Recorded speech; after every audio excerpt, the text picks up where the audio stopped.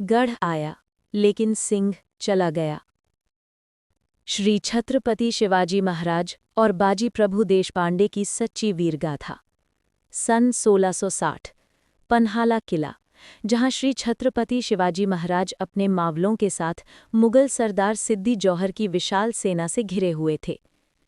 कई दिनों से घेराबंदी चल रही थी, खाने पीने का सामान लगभग समाप्त हो चुका था, मगर शिवाजी महाराज का आत्मविश्वास पर्वतों जितना दृढ़ था। एक अंधेरी बरसाती रात, बारिश से भीगी, काली और सन्नाटे से भरी रात, बादलों के बीच से कभी कभी बिजली चमकती और क्षण भर के लिए किले की दीवारें रोशन हो उठती।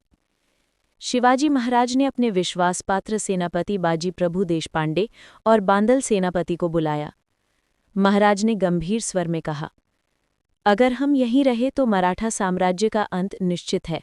हमें किसी तरह विशाळगढ़ पहुंचना होगा, लेकिन कोई हमें पीछा करते हुए वहां तक न पहुंचे। बाजी प्रभु ने झुककर प्रणाम किया और दृढ़ स्वर में कहा, महाराज आप चलिए। जब तक आप सुरक्षित विशाळगढ़ नहीं पहुंचते, तब तक मैं और मेरे मावले इस खिंड में प्राणों की बाजी लगाकर दुश्मनों को रोकेंगे। पावन खिंड की अमर लड़ाई।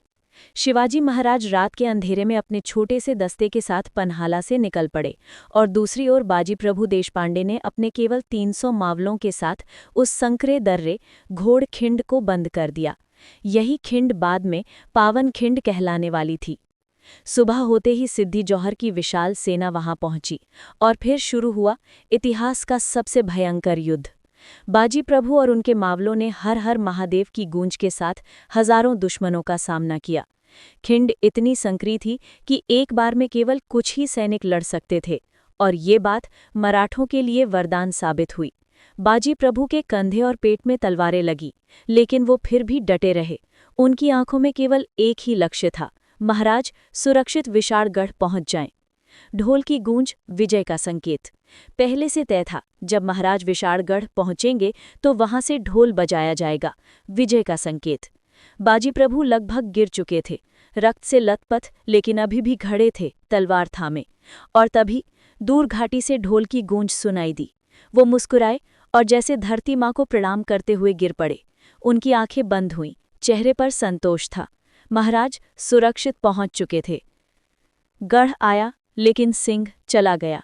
जब शिवाजी महाराज को पावन खिंड की खबर मिली तो वे कुछ क्षण मौन खड़े रहे, फिर आसमान की ओर देखते हुए बोले, गढ़ तो आ गया, लेकिन सिंह चला गया।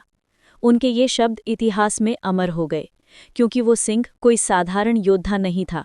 वो था बाजी प्रभु देशपांडे, जिसके बलिदान ने मराठा साम्राज्य को नया जीवन दिया।